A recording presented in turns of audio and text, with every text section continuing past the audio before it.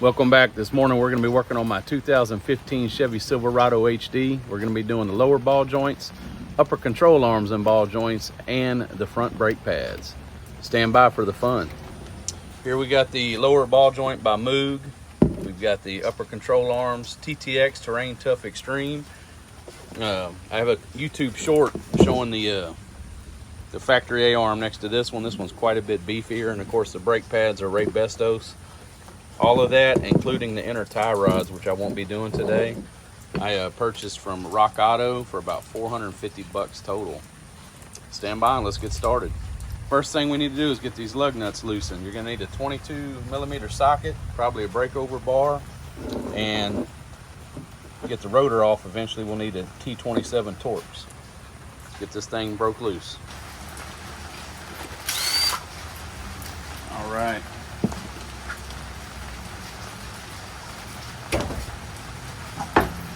Behemoth off. Metric 35-inch tire here, if that makes sense to you.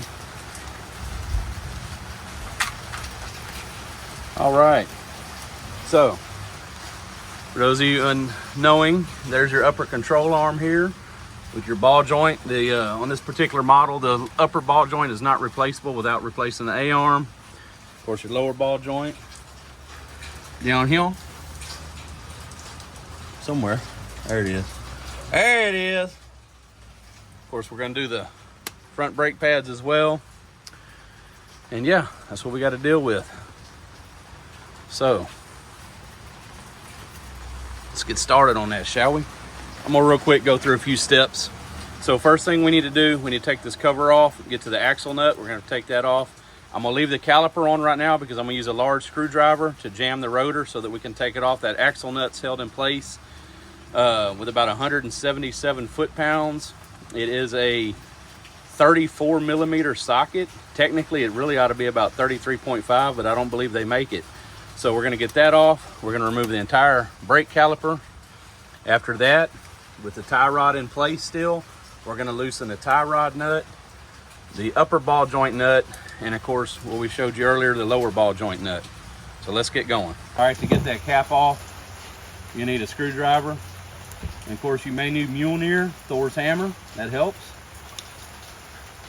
Just a joke, folks, just a joke. Anyway, you'll find find a slot in here. And you just kind of work this thing around. Do a little prying here and there. It's starting to separate. Rotate it a bit more. There it is. There's your cap. Put that in a safe place. Don't lose it. And there's your 34mm nut. Again, about 177 foot-pounds. So it's going to take a little bit of effort to get that bad boy off. Next, we're going to take that breaker bar and we're going to take this 34mm impact type socket. I'm way out here in the back side of my driveway. I don't have access to my pneumatic tools right now, so it's all going to be manual.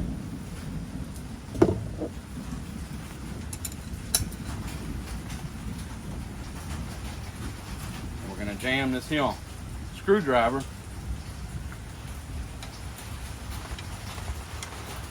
in that rotor. All right, don't know if that's proper or not, but we're going to do it. If we can keep that damn thing in there. Well, it's working out as planned, folks.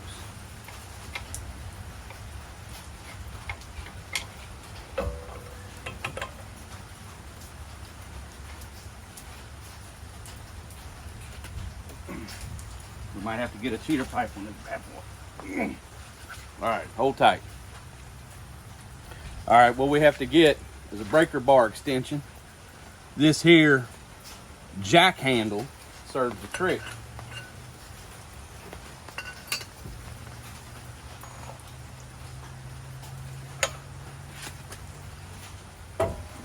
There we go. That sun gun was tight.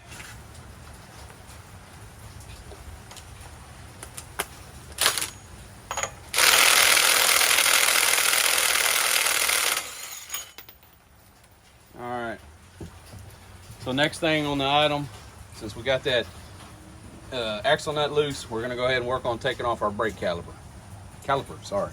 All right, to get your brake caliper off, you have a couple fasteners holding it on. One's up here on the top of the knuckle, and the other is on the bottom side of the knuckle. Those are a 21mm socket. I've already got them broken loose with a breaker bar, and I will just take them off with a ratchet.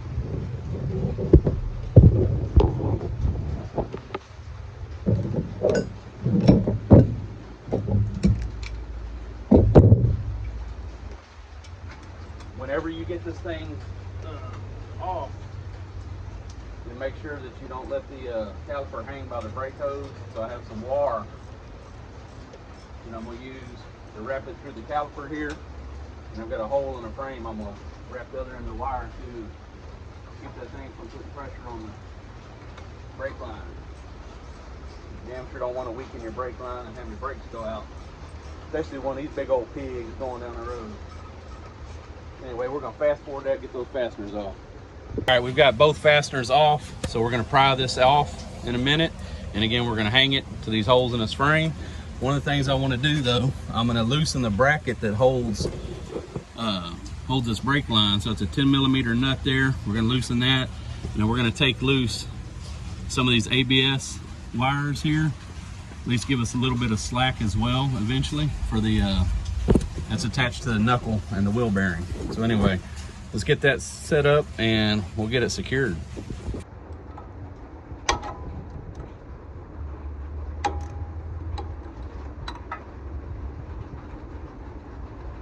When we get done with this, I'm gonna put this bolt back in its location. If not, it'll get lost. 10mm, just like 10mm sockets. A bolt's gonna get lost just as easy. All right, that gave us a little bit of freedom there. And actually, I should have pried this off first.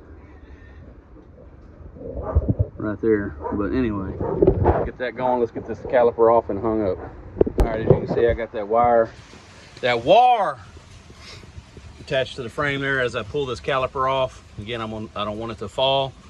Put a bind on my hose. So as I pull it off, I'm gonna use a screwdriver, kind of pry it out, and I'm gonna cinch that up. So let's get going. See what we can do here. Look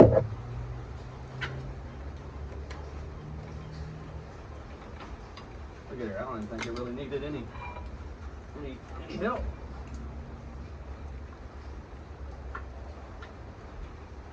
And they do make caliper hangers, but I'm too damn cheap. Got all this wire rolling around here, hanging around, so.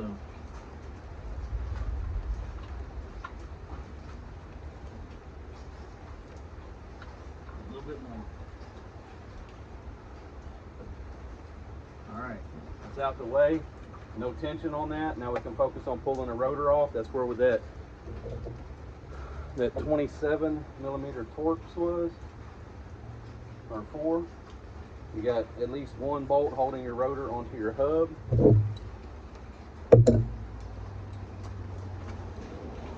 Hopefully it's not, oh, that was loose.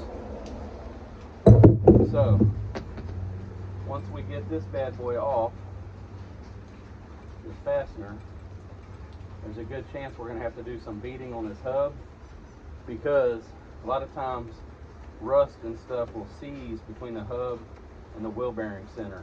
And like I say, you have to do a little beating on that, and we'll see what happens.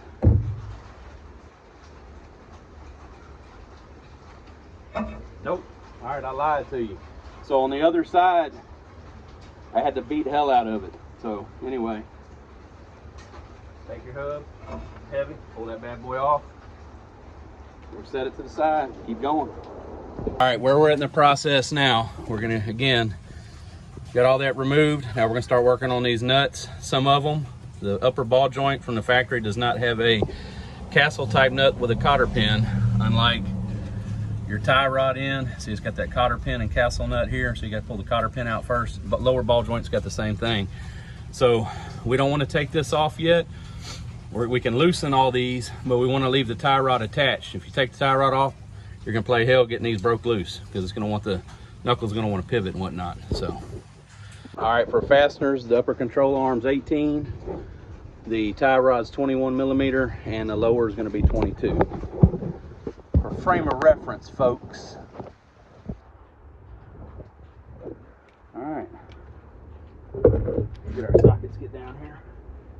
These usually aren't god awful tight. I think factory specs is 37 foot-pounds. Don't quote me to that. I'm tightening it. That ain't worth a dime, yo. All right. Okay. I'm all messed up, y'all. Excuse me.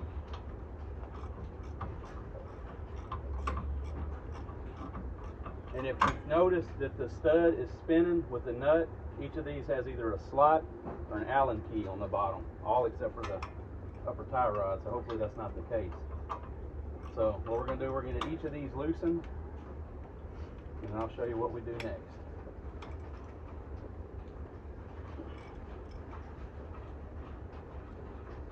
I'm going to leave a little bit of thread on that again.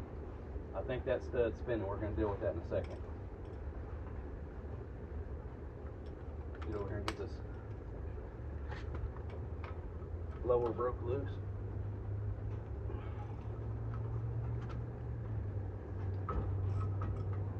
Okay. All right, I'm gonna see if I can work on this one. I believe that stud is spinning in there. We're gonna have to find out what size Torx or Allen that is underneath there and hold that stud in place.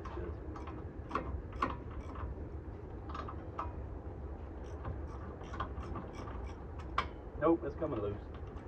All right, now that we've got that done, time to do some beating. We're gonna try to separate the lower ball joint.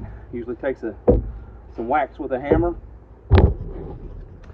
What you wanna do is hit here, never hit on your stud because you'll deform it, mushroom it out. So we're gonna hit the metal here. You can hit the metal here. You can see there's a raised boss right there that you're gonna hit. Same thing on the lower. There's certain areas you're going to hit. I don't know if you can see that. On each side there's a raised boss right here by my thumb. You're going to hit that. Alright, so let's get going on this.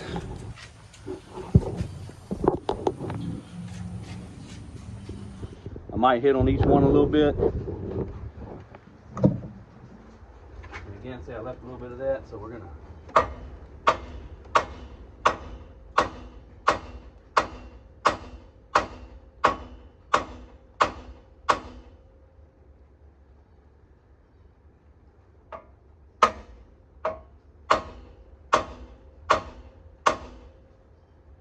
I'm gonna pause the video. I'm gonna keep whacking it. There's no sense in y'all watching that. If I can get it paused. All right, I got earplugs in, so if I'm talking loud, I apologize. But anyway, see how that dropped down? All right, we're gonna work on this one next. As we're hitting it, this is under tension. This A-arm should raise up. And again, I left a few threads on that A-arm nut.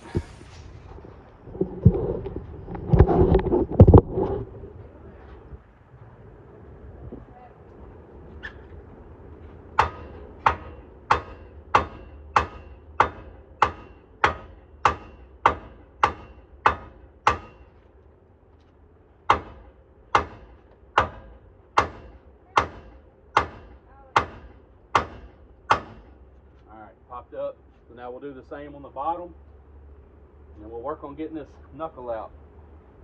I'm gonna pause that. Just work on that bottom real quick. All right, we got the lower loose. That son of a gun was on there. Thor's hammer wouldn't do it. Had to go to a bigger sledge. Anyway, damn, that was rough. So, fixing to take the lower or the upper nut off. Lower one right there, and then what you do, first of all, you got to make sure your axle's not seized in the splines. This one moves freely, so we're good. So it's a act of getting, we already got the tie rod off. We get the upper out the way right here, and then we're gonna take the lower nut off, and then we're gonna try to pull this knuckle while pulling this out without trying to be too hard on the CV shaft, because you can't actually separate the insides either there or back there. So let's see what we can do, folks.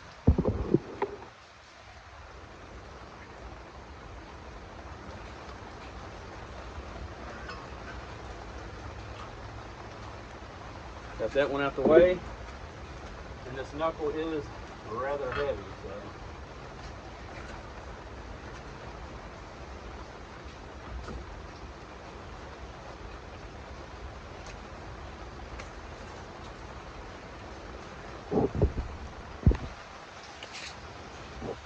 Almost messed up. I left this ABS wire that I told y'all to loosen earlier.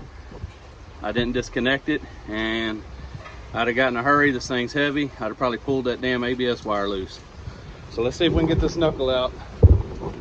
Y'all can watch my struggle.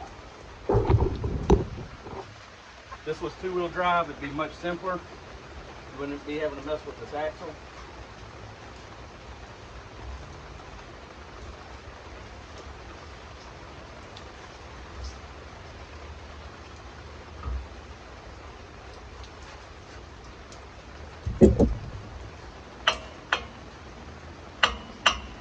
I don't want to mess with the threads.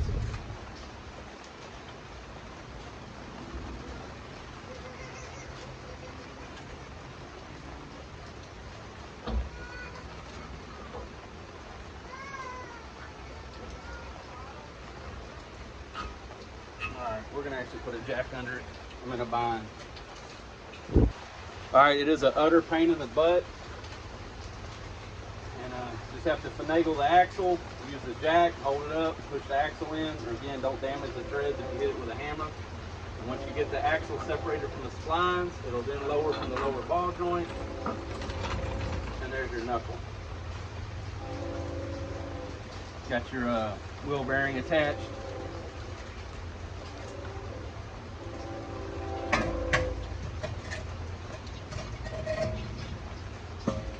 All right. Now, it's time to pull the lower ball joint. We're gonna use a press. I bought it from Harbor Freight. It's the Icon Master Press. We're gonna pull the upper control arms next. Y'all stand by. One of the tips too that I read online is, of course, you wanna clean around your lower ball joint. Spray it with some penetrant oil. Should do that days in advance. But I'm gonna hit it several times with a sledgehammer till I can get it started, and you'll start seeing it separate. So them two steps there, that's all part of the ball joint. You'll see it separate from the lower A-arm a little bit. Once it starts separating, I'll put the press on it. All right. See where that's separated? I'm gonna go ahead and start using the press now. All right, y'all can check out my YouTube short on this Harbor Freight Icon Master Ball Joint set. That'll show you briefly what's in it, but what we're gonna be using to remove the lower ball joint, you have to select a cup big enough that the lower ball joint will drop and fit through there. Of course, the hole's big enough for its spindle. You got the end for your pressing side. It's gonna go there. And then this is pretty nifty. It'll actually hold the cup in place, unlike cheaper ones. It actually has a C-clip that you can put down here to hold it inside the clamp. But what we're gonna do, we're gonna get this set up. We're gonna start pressing. I'm gonna show you how to set it up, and I'm gonna start torquing on it, and I'm gonna pause the video till I finish, because it's gonna be a process. Just a lot of torquing with the impact, or like I say, I don't have the impact today big enough, so it'll all be by hand. I'll use my breaker bar. There's your setup right there.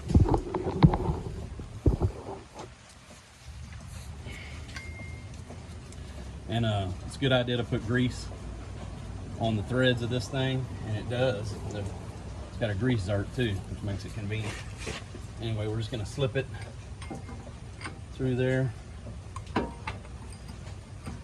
and make sure that the cup goes completely over the ball joint and rests on the lower control arm. If not, you'll be pressing against it yourself.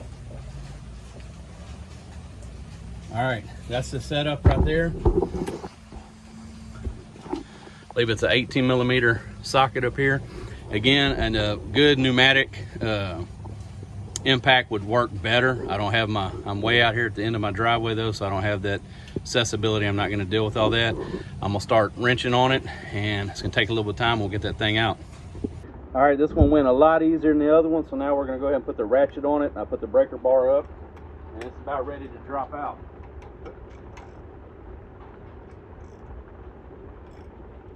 And there it is.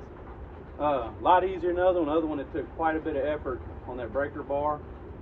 Came right on out. We'll use the same tool to reinstall the ball joint. All right, that ball joint's out. Before we go back together, we are going to clean this up, top and bottom. You want it to, especially on the bottom, you want it to mount flush with no debris underneath there. Clean the inside here to make it going in, pull it in a whole lot easier.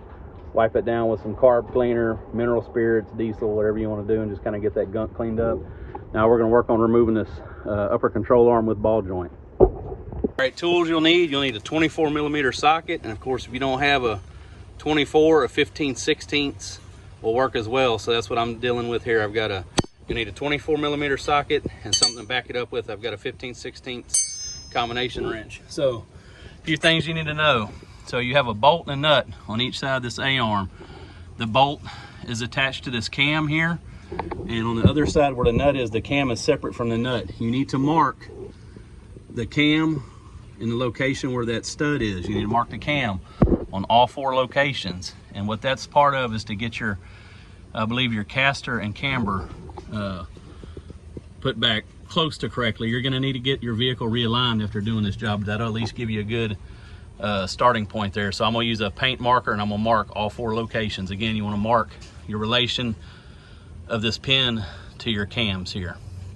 All right, I've got those marked. A little paint pen marks a lot, whatever you want to use. I use a paint pen. So let's go ahead and get these started.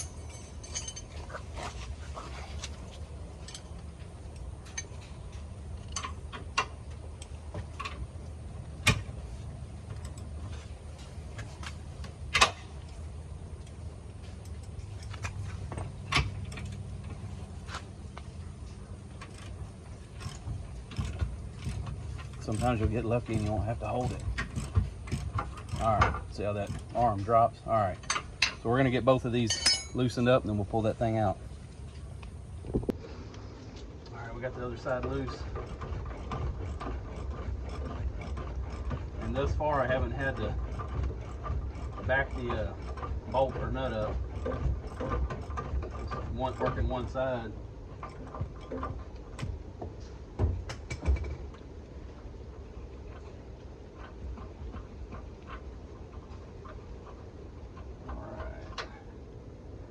I'm gonna try to keep the right bolt and nut together. So here's your cam here. Again, I've got it marked. If you do clean it, which I'm going to, make sure you scribe that location so you can see it right there on the end of my thumb. So anyway, same thing on the bolt. You see it a little better, it's marked yeller. You notice the bolts are towards the inside, and my balls are rolling around, folks. My ball joint.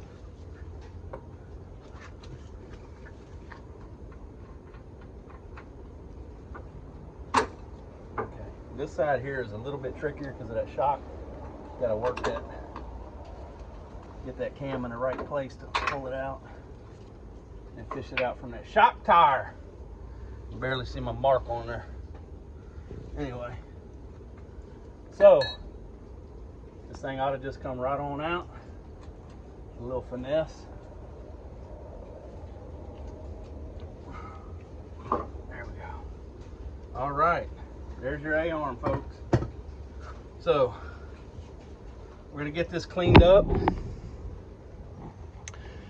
We got this lovely General Motors wax dipped frame, so it's freaking hate it. But anyway, I am gonna lightly clean the A-arm mounting locations. Oh, we got a cam over here. Anyway, we're gonna clean those locations a little bit. I'm gonna try not to remove a lot of that GM wax frame. I don't know why the hell they use a wax frame on a freaking truck, but anyway, it's messy, nasty. Clean that up, clean the lower ball joint location, and we'll begin the reinstall process. Real quick, if you look at this, the nut side cam, it's got a weird shaped hole that's to go along with the groove in this bolt, so it won't allow you, it'll allow you to only put the cam in a certain direction, actually 2 different ways, so it'll either be right or wrong. So as long as your cam direction matches your bolt side versus obviously 180 out, but just wanted to show you all that.